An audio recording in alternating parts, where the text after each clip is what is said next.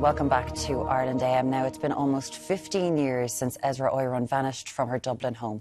Ezra hasn't been seen since. Now, her car was later found abandoned in Bray, County Wicklow, but despite the passage of time, no one has come forward with information. And we're joined now by her sister, Berna Fidan. Good morning. Morning, to you, Berna. Thank you so much for joining us this morning. Thank you for having me here. Can you tell us a little about your sister, Ezra?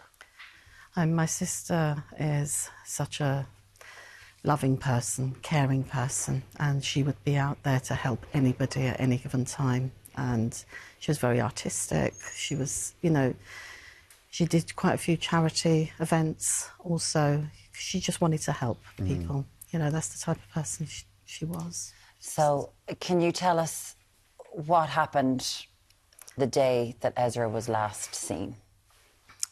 So Ezra and her husband shared a car, and that morning he wanted to go to the gym. So normally, which is a normal thing, so he would have the car for the whole day. And he said, well, I'm going to take the car today because the mums are coming over on Thursday and I won't have time while they're over. And so she said, OK, well, if you're going to take the car for the day, it's cold outside, let me just nip to the shops while you're getting ready. You keep an eye on the baby, which she had a 2.5-year-old son at the time. And then I'll be back and then you can take the car to work. And that was the last time she was ever seen. She never managed to get to the car, to the local shops. And this was in Clondalkin in Dublin? In Clondalkin in Dublin, yeah. And she left home at 7:20 in the morning. The first reading of her number plate was at the Power City roundabout at Clondalkin, and that was at 7:46. Now, our question was always, why did it take that long? It's a 4-minute drive. Yeah. And being term time, holidays, there's no traffic on the road. It doesn't matter which route she took to get there. It would take 4 or 5 minutes. It wouldn't have taken that long. No. And obviously it saw the number plate, but it couldn't recognise who was driving because the car. those cameras only read number plates. So we never knew who was driving the car at that point. Yeah. And then from that point to Bray, her car number plate again was picked up at 8:23, which is the right sort of time scale to get to that point from where the first reading was. And then her car went into the car park opposite the Star Amusement Centre. There's a little car park there, and it wasn't as big as it is now. And it passed their cameras, and again, you can't see who's driving. And then left again within 30 seconds, went through the one-way system, came back through Convent Avenue, had a near collision with a Skoda Octavia, and we've begged that driver to come forward to say, you must have turned round and had a look to see who nearly hit your car. Then her car pulled, the Skoda went forward, her car came back out, bumper to bumper, and I said, that can't be my sister driving, because she was such a cautious driver. It took her 7 times to pass her driving test. Right. She's not that sort of... A very cautious mother of a 2.5-year-old, yes, probably very slow, careful driver. And then her car went back into the same car park where there was only maybe a dozen or so cars there at the time. At that time of the morning, it's normally, the local runners, walking their dogs. That's who you find there. Then her car parked in a blind spot, so we never saw who came out of the car. And we've been appealing, please, somebody must have seen my sister. Yeah. And I've spoken to the locals many a times, and, I've sat on that wall where my sister's car was parked, and people have approached me saying, are you OK? And if my sister was a stranger in the area, then somebody would have approached her too, And you're saying this is so out of character for her, because as you were saying that, her child was at home. Yes. 2.5-year-old. Yeah.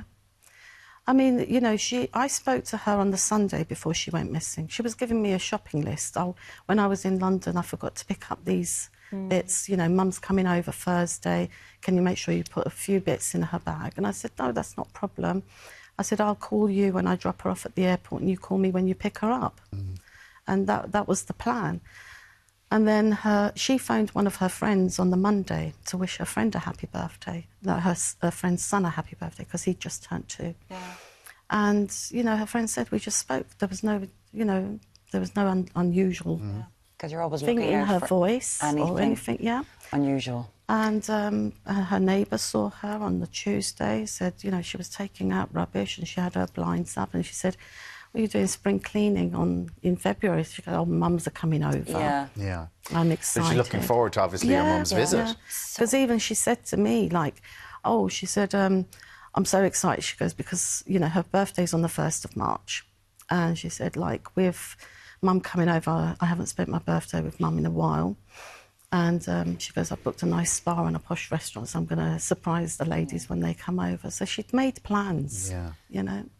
That's what you're clinging on to anything, and the fact Yeah. that she'd made plans. You have been so involved with this. This is 15 years of your life. Yeah. You speak to the Gardaí twice a year. At least. At least twice a year, because I know that you are keeping this pressure up. What have they said about this? I know technology has come on in the 15 years, but we're not talking about that long ago. There was CCTV, all of those sort of things.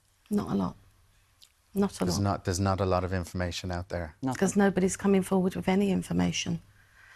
You know, at first it was speculations around, oh, well, maybe she was depressed or she committed suicide. And I said, for what reason? And they said, well, your father did pass away. And I said, yes, he did, but that was 6 months prior to her going, because that was in October. But I said, my father's death was never a shock to us, because he was ill for a very long time. And Esra made a trip every 6 to 8 weeks back home anyway. And she was there when he passed away. And, you know. And then, as you said, she was making plans for your mum to come over, course. hotel stays and everything like that. I mean, it's been 15 years. What's the toll been like on you and your family? It's, you know, my mum had a stroke after my sister went missing. Sorry. It's okay. Okay, it's okay. My brother had a heart attack. So... It's okay. It's okay. So it's been really hard, you know. I actually had a mild TIA myself that we've had to get through, but we're still here to fight for answers. You know, we want the answers because somebody knows something. Yeah. You know, I don't believe that somebody just disappears off the face of the earth and nobody has seen or heard anything. It just doesn't make any sense to me. You know, the Gardaí tried to show me a footage of a lady who went up Bray's head. The footage they showed was hours after my sister's car was parked in Bray, because the camera swung round at after 10:30 in the morning. Well, her car got there at 8:23, they told me, you know. And because it's on a swing motion, they've managed to catch a woman who's a sort of similar type. And I said, but that's not my sister's figure or her, you know, the way she stands. We can see that. And I said, and if you watch carefully, as soon as a little dog passes her, she turns around and walks behind the dog. So she was obviously waiting for her dog, you know. And I said, my sister has no reason for that anyway. This is just so... I just can't imagine what you're going through in the week that we've had. It's just torture, you know. It is torture for the family. But we're trying to stay strong, you know. We've got this week in Ireland, we've got a new search for Deirdre Jacobs and Jojo Dullard, who went missing in the 90s. And I know you know those families. I do. You know, I've met them at the National Missing Persons Day. Beautiful families, and I really, truly hope that families get some closure, because that's all we ever want, is some form of closure. And even if it's bad news, you just... At least we can grieve. Yes, you can grieve properly, and the closure will be there. Of course, of course. The word torture, that's what it feels like for you every day that she's there. I mean, she's with me all the time. I actually have her hair in with my crystals that I carry and wear all the time. So she's close to my heart. How's your mum? My mum's been now diagnosed with oncoming dementia. Which makes it worse, because she's going to forget. Oh, yeah. She's going to forget. I know that every year, like, you're over here so much, you talk to the guards all the time, and every year you renew your appeal. And I know that Skoda Octavia is always high on your list, and this Bray, and I know that you just want people to try to think of anything about this at all. day. But if they know any information, just come forward, please. You know, just lead. You know, you don't have to tell us who you are. Yes. Or if you're involved. Anything at all. Just point us in the right direction so we can take her home. That's all we want. I don't care about justice at this point. You just want her? I just want her. Yeah. It was a Renault Twingo. Yeah. That was a small little car that she was driving. And it always, you know, I always question why her little coin purse that she was supposed to literally just pop to the shops and back with, why her little coin purse came out the boot of her car. And what woman does that? Yeah. You know, if it was a big handbag, then I'd understand, but this is just a small coin purse. Well, Makes Berna, no sense.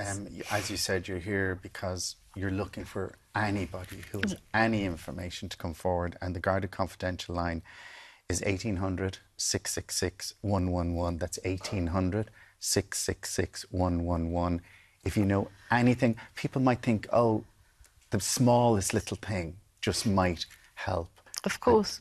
I mean, if people do not want to go to the Garda, I mean, obviously there's the Garda Confidential and the missing people here. I have got an email that they can just email anonymously, then get rid of their email.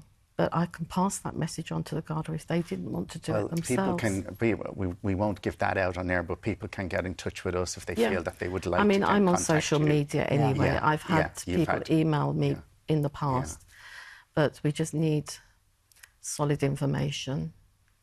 You know, some form of information that will just take us in the right direction. We really hope that you do get something, and this appeal Thank will you. help in getting something and some closure for you and your family. I really appreciate that. Thank you so Thank much for you. coming in this morning. Thank you. you.